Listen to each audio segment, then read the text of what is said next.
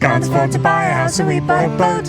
It's rusty and it's dated, but at least it floats. So follow our adventure as we build our home. Welcome to the channel, it's Project Bluey.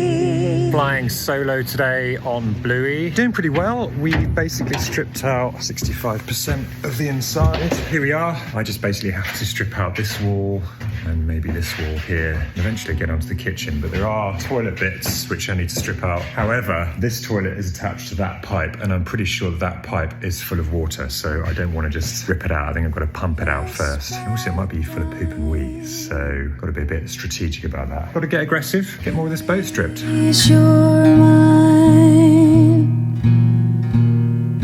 Just stripped out this wall leading to the kitchen. Generally speaking, it's pretty good news. The condition of the metal is all right, to be fair. There are a couple of, up here, where the old hull meets the superstructure is problematic, and you can tell that there's been a little bit of water ingress on those seals. That's the same the other side, although the other side is much worse. There's actually massive holes. I can see the water through the holes.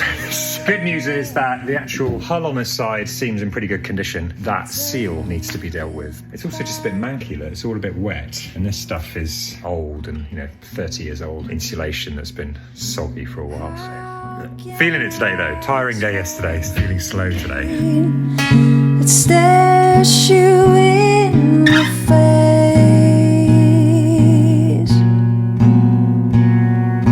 I've just been stripping out this toilet area. Something very interesting and rather worrying just happened. As you can see here, this thing is a pipe that leads down to the bottom of the hull. It has basically like a bit of wood and a bit of rubber here, and it had a few bolts sticking out of it. And so I popped the top off. The bolts weren't actually fixed. This pipe is open to the water below. As the boat was rocking around, I could see the water in here, which is where the water line is on hull, moving up and down, which is concerning.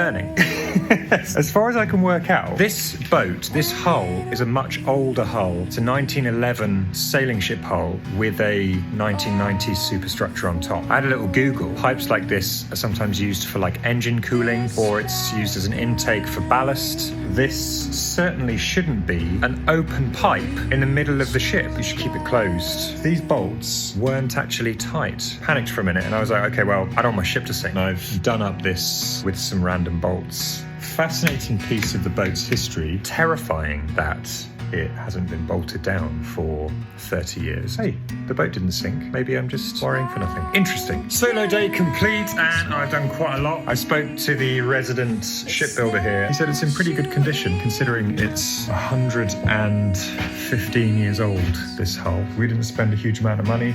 We were taking a risk, looking like it's gonna pay off.